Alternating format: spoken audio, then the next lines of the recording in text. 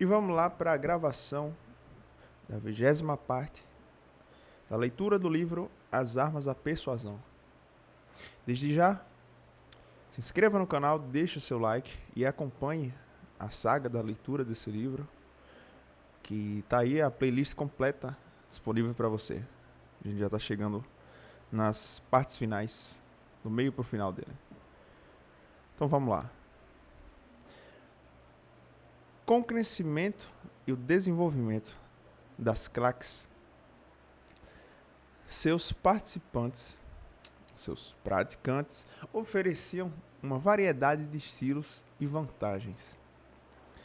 Da mesma forma que os produtores de trilhas de risadas contrataram indivíduos exímios na arte de gargalhar, as claques geraram seus próprios especialistas. A Plounérez, escolhida por sua habilidade em chorar na hora combinada. O Bissur, que pedia bis em tons arrebatadores e numa afinidade direta com o realizador da trilha de risadas a atuar. O Rie, selecionado pela qualidade contagiosa de seu riso. Para nossos propósitos, porém, o paralelo mais instrutivo com as formas modernas de reação enlatada é o caráter ostensivo da farsa. Não havia necessidade especial de disfarçar ou variar a claque, que costumava se sentar nas mesmas poltronas, espetáculo após espetáculo, ano após ano, liderada por um chefe de claque que estava há 2 décadas no cargo. Nem as transações monetárias eram escondidas do público. 100 anos após o surgimento das claques, um leitor do Musical Times de Londres podia examinar a tabela de preços divulgados pelos claques italianos. Seja no mundo do Rigoletto ou das comédias da TV, o público tem sido manipulado com sucesso pelos exploradores da aprovação social, mesmo quando a prova é flagrantemente falsificada. O que Salton e Pochet perceberam sobre a forma mecânica como seguimos o princípio da aprovação social é igualmente compreendido por uma variedade de aproveitadores da atualidade.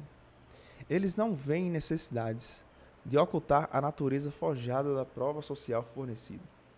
Basta reparar na qualidade mostrada da trilha de risadas da TV, para parecerem quase presunçosos no reconhecimento de nosso dilema. Devemos permitir que nos enganem ou abandonar os preciosos pilotos automáticos que nos tornam tão vulneráveis aos seus truques, em sua certeza, porém, de que nos têm em seu poder. Esses exploradores cometem um erro crucial. A negligência com que constrói provas sociais adulteradas nos fornecem um meio de contra-atacar. Anexo 4.3. Tabela de preços de uma claque italiana no anúncio de jornal. De aplausos normais a entusiasmo exagerado, os claques ofereciam seus serviços de forma escancaradamente pública. Nesse caso, num jornal lido por muitos membros do público que esperavam influenciar. Clique, zoom. Já que os pilotos automáticos podem ser ligados e desligados à vontade, confiaremos no rumo indicado pelo princípio da aprovação social, até reconhecermos que dados inexatos estão sendo usados. Aí deveremos assumir os controles fazer a correção necessária por conta da informação errada e religar o plano automático. E religar o piloto automático. A transparência da aprovação social forjada que obtemos nos dias de hoje nos fornece exatamente a deixa de que precisamos para saber quando efetuar essa manobra simples. Sem nenhum outro custo, além de um pouco de vigilância para detectarmos a aprovação social falsificada. E é possível nos protegermos muito bem. Vejamos um exemplo. Um pouco antes mencionei a proliferação das propagandas em que várias pessoas comuns falam empolgadas de um produto, muitas vezes sem saber que suas palavras estão sendo gravadas. Como seria previsível, de acordo com o princípio da aprovação social, esses depoimentos de gente como a gente resultam em campanhas publicitárias eficazes. Elas incluem sempre um tipo de distorção relativamente sutil. Só ouvimos depoimentos daqueles que daqueles que gostam do produto. Como resultado, obtemos um quadro distorcido da quantidade de apoio social ao produto. Há pouco tempo, porém, uma espécie mais grosseira e antiética de falsificação foi introduzida. Agora, os produtos de comerciais nem sequer se dão o trabalho de obter depoimentos reais. Simplesmente contratam atores para desempenhar os papéis de pessoas comuns, dando seu depoimento espontâneo, entre aspas, ao entrevistador. Fica claro que as situações são encenadas. Os participantes são atores e o diálogo foi escrito antes. Sempre que deparo com uma tentativa de influência desse tipo, ela aciona em mim uma espécie de alarme com uma instrução clara. Atenção, atenção. Aprovação social falsa nessa situação. Desligue temporariamente o piloto automático. Não é difícil alcançar isso. É preciso apenas tomar uma decisão consciente de estar alerta para provas sociais adulteradas. Podemos relaxar até que a fraude evidente dos exploradores seja detectada. Quando devemos agir?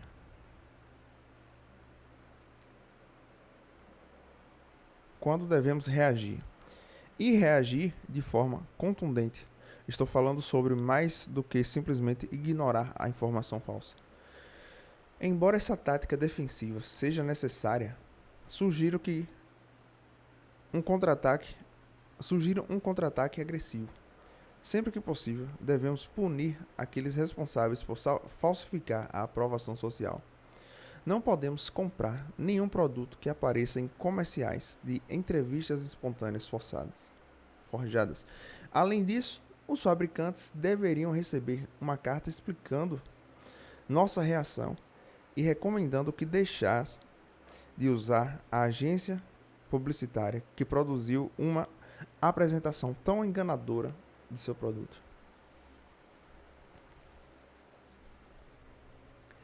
Claro que nem sempre queremos confiar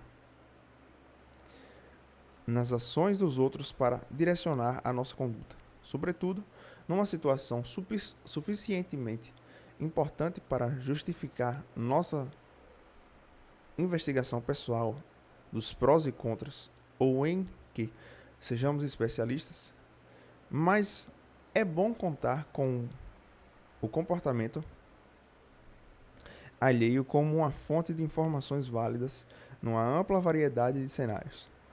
Se descobrirmos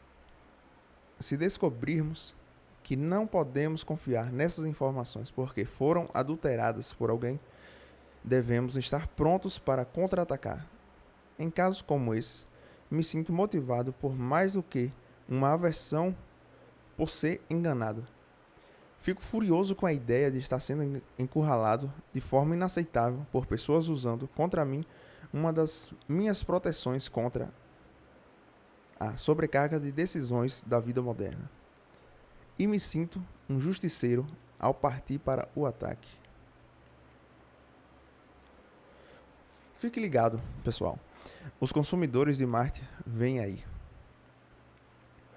Outro dia, eu estava assistindo a TV quando, num comercial, o locutor, num tom de voz reservado para graves acontecimentos no Golfo Pérsico, anunciou: agora os consumidores podem fazer à atriz Angela Lansbury suas perguntas sobre o medicamento Bufferin. Como um ser humano normal, a reação natural a esse anúncio é perguntar: o que Angela Lansbury tem a ver com o analgésico? Mas aquele comercial apresentava vários consumidores que haviam aparentemente sido parados ao acaso na rua. Cada um deles com uma pergunta na ponta da língua para Angela Lansbury sobre o medicamento. Eles basicamente perguntaram o seguinte: Angela, é um produto bom? É um bom produto? Devo comprá-lo ou não? Aqueles consumidores pareciam muito sérios. Era como se, durante meses, tivessem circulado por aí, preocupados, dizendo: tenho uma pergunta sobre Bufferin que adoraria fazer a Angela Lansbury. O que estamos vendo aqui é mais um exemplo de um problema cada vez mais grave que vem sendo varrido para baixo do tapete há muito tempo nesse país. A invasão de consumidores de Marte. Eles parecem humanos, mas não agem como humanos e estão nos dominando. Anexo 4.4. Apenas um marciano comum na rua.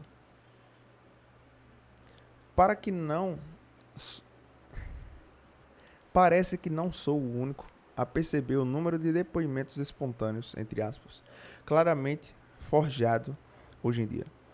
O humorista Dave Barry também notou sua preponderância e rotulou seus defensores e consumidores de Marte. Um termo que eu gosto e que até comecei a usar.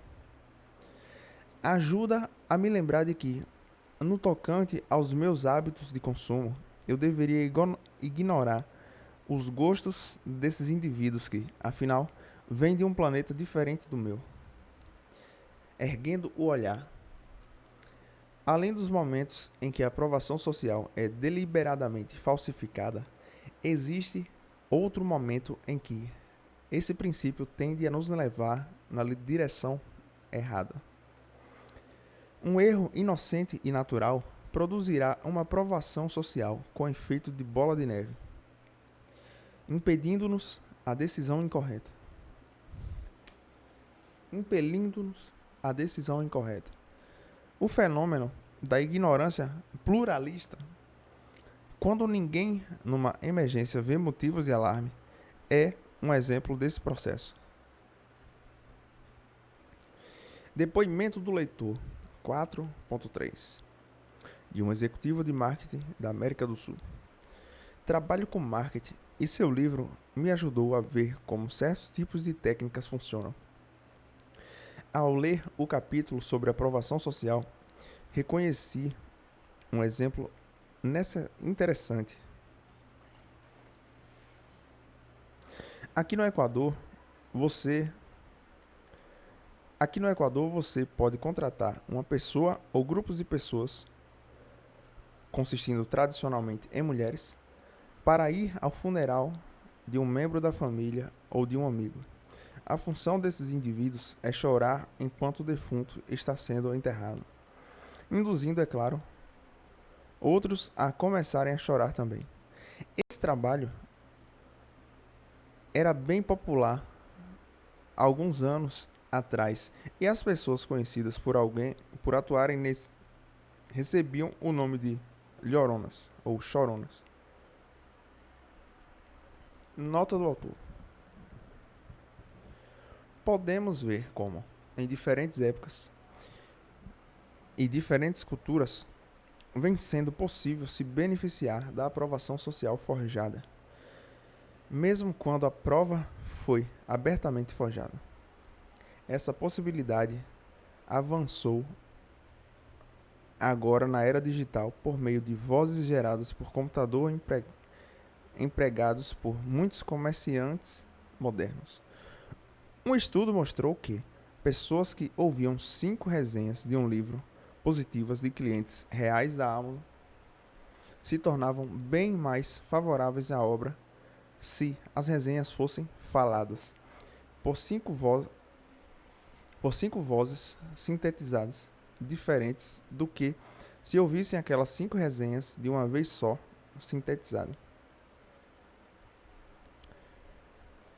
A melhor ilustração que conheço, porém, vem de Singapura, onde, alguns anos atrás, sem nenhum motivo válido, os clientes de um banco local começaram a sacar seu dinheiro num frenesi. A corrida a esse banco respeitado permaneceu um mistério por um bom tempo, quando pesquisadores descobriram sua causa peculiar ao entrevistarem os correntistas. Uma greve de ônibus inesperada havia criado uma multidão anormal no ponto de ônibus em frente ao banco naquele dia, confundindo o ajuntamento com uma aglomeração de clientes querendo retirar seus fundos do banco em falência. As pessoas que passaram por ali ficaram em pânico e entraram na fila a fim de sacar seus depósitos, o que levou mais gente a fazer o mesmo. Logo após abrir as portas, o banco foi forçado a fechar para evitar um colapso total. Esse episódio fornece alguns insights sobre como reagimos à aprovação social. Primeiro, parecemos pressupor que, se várias pessoas estão se comportando da mesma forma, devem saber algo que ignoramos, sobretudo quando estamos inseguros. Ficamos dispostos a depositar uma enorme confiança no conhecimento coletivo da multidão.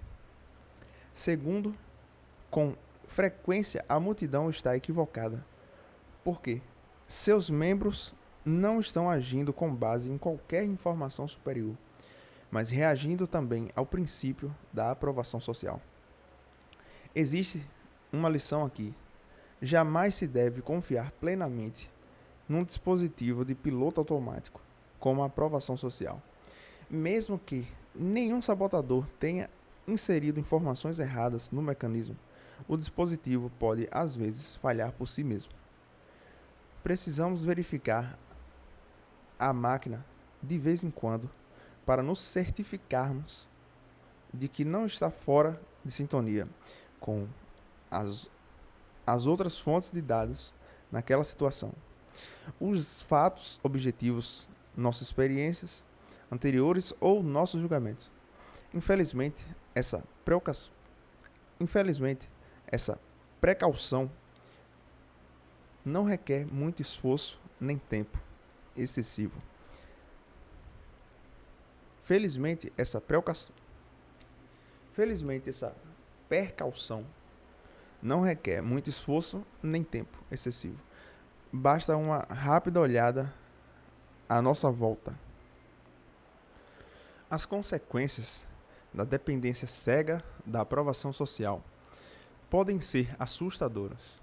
Uma análise de pesquisadores de segurança da aviação chegou a uma explicação das decisões equivocadas de muitos pilotos que provocaram acidentes ao tentarem aterrissar aviões em condições meteorológicas perigosas.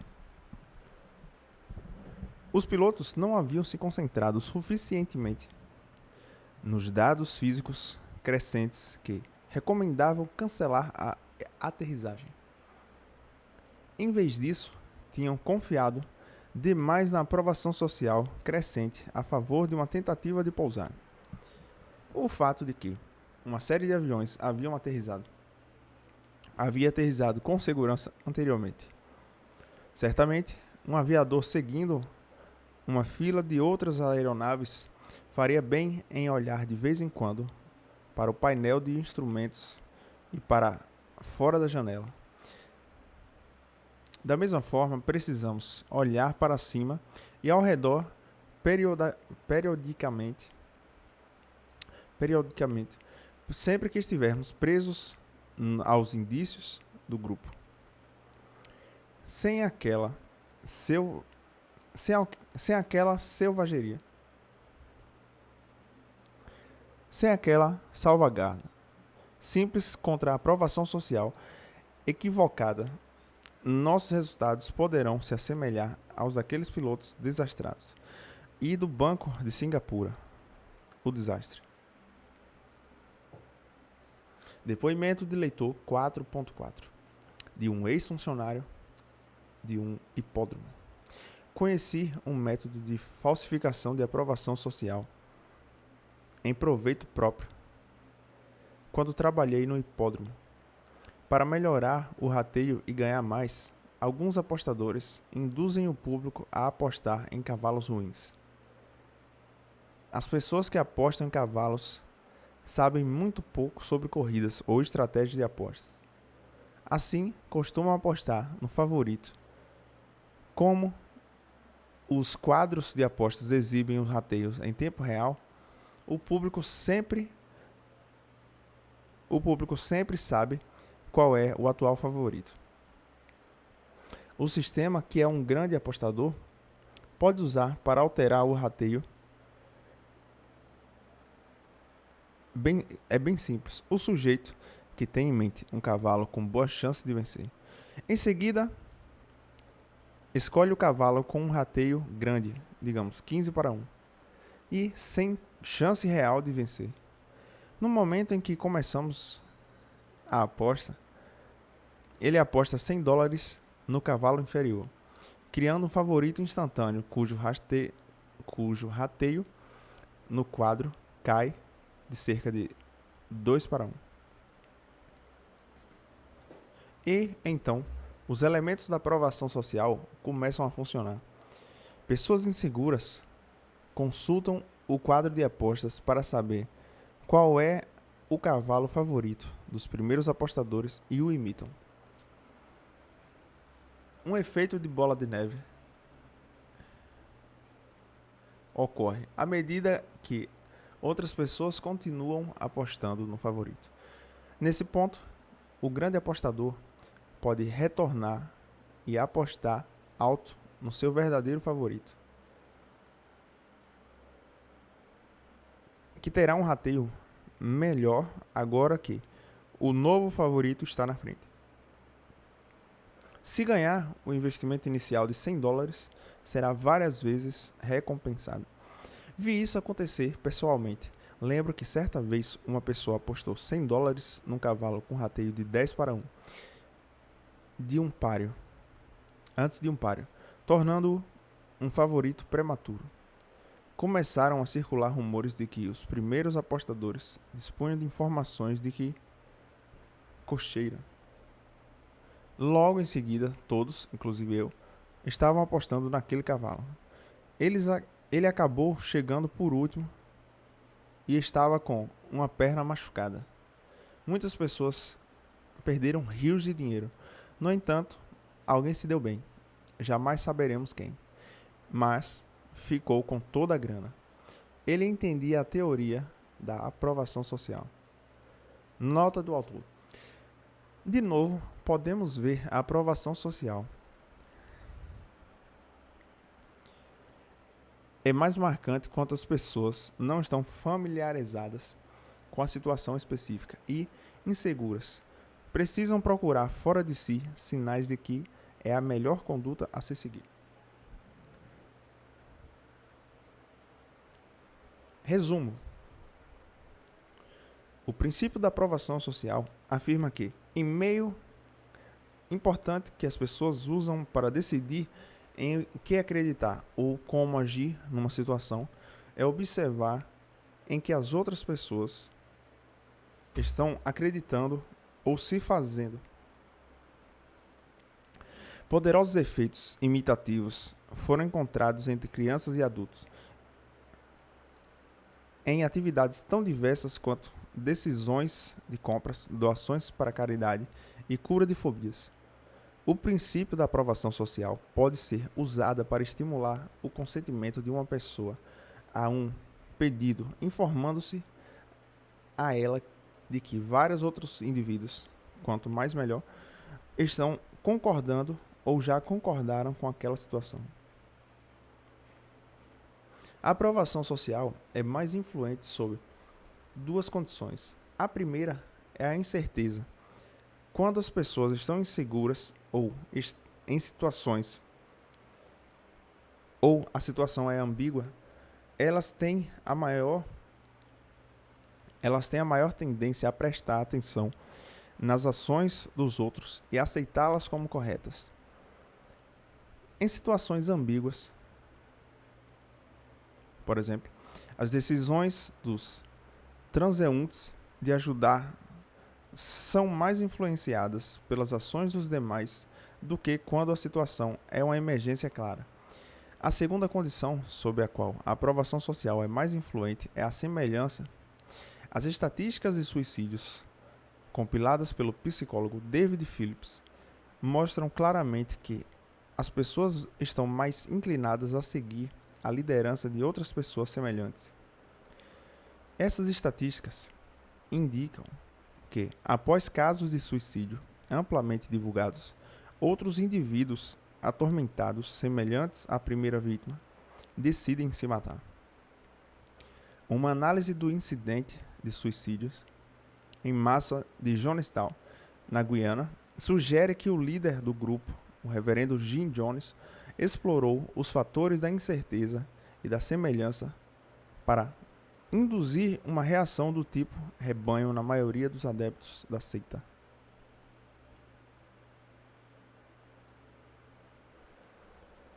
As recomendações para reduzir nossa suscetibilidade à aprovação social equivocada incluem estimular uma sensibilidade a indícios claramente forjados do que outras pessoas semelhantes estão fazendo e um reconhecimento de que as ações dos nossos semelhantes não devem formar a única base de nossas decisões. Perguntas de estudo. Domínio do conteúdo. 1.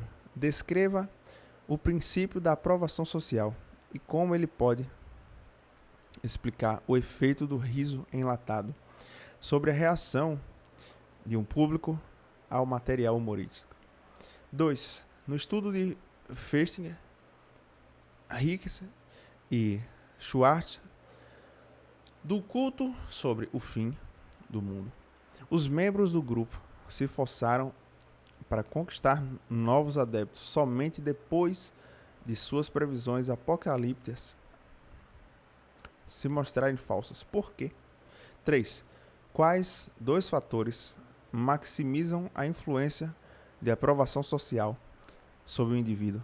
Que condições na situação de Jonestown, na Guiana, permitem que esses dois fatores operassem com tanta força? 4. O que é ignorância pluralista? Como ela influencia a intervenção dos transeuntes em emergências? 5. Quais condições naturais da vida urbana reduzem as chances de intervenção de transeuntes em uma emergência? 5. O que é o efeito Werther e como ele explica a relação intrigante entre casos de suicídios altamente noticiados e aumentos surpreendentes no número de vítimas fatais em desastres de aviões e automóveis após a publicação desses casos?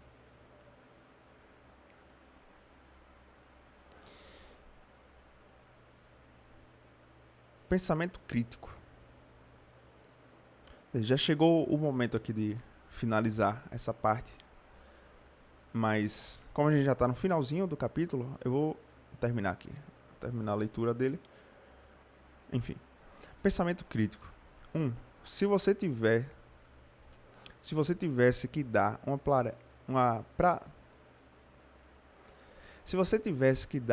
palestra a pacientes cardíacos sobre a melhor maneira de garantirem socorro caso sofram algum problema no local público, quais passos você sugeriria que tomassem? 2. No início de 1986, alguém injetou cianureto em cápsulas de Tilenol vendidas na farmácia, criando uma publicidade generalizada e uma comoção nacional depois que uma mulher de Nova York morreu ao ingerir uma dessas cápsulas. As semanas seguintes viram um surto de incidentes de adulteração de produtos. 3 outros medicamentos populares de venda livre foram envenenados. Cacos de vidros foram inseridos em pacotes de cereais e sorvete. Nem o papel higiênico escapou ileso. Num prédio comercial, o papel nos banheiros haviam sido borrifados com gás lacrimogêneo. Embora o incidente do Tilenol em si não pudesse ser previsto, explique por que, após ler este capítulo, você poderia ter previsto os acontecimentos posteriores. 3. Suponha que você seja um produtor de TV que recebeu a delicada incumbência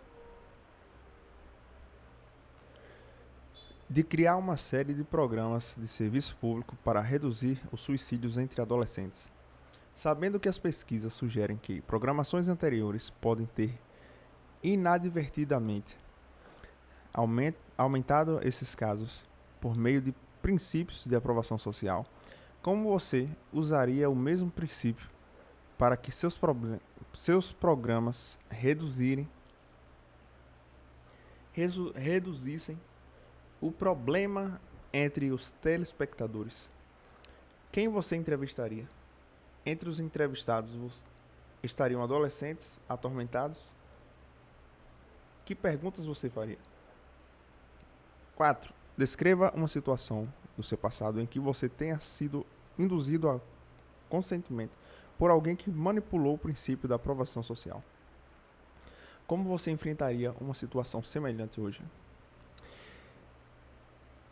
Então, essa foi a leitura de hoje. A gente finaliza aqui a parte 20 dessa leitura. Então, essa playlist já tem 20 partes, contando com a de hoje. E no próximo episódio a gente vai agora para a leitura já do 5º capítulo. Então, a gente já está da metade para frente já. Então, se inscreva no canal, deixe o seu like.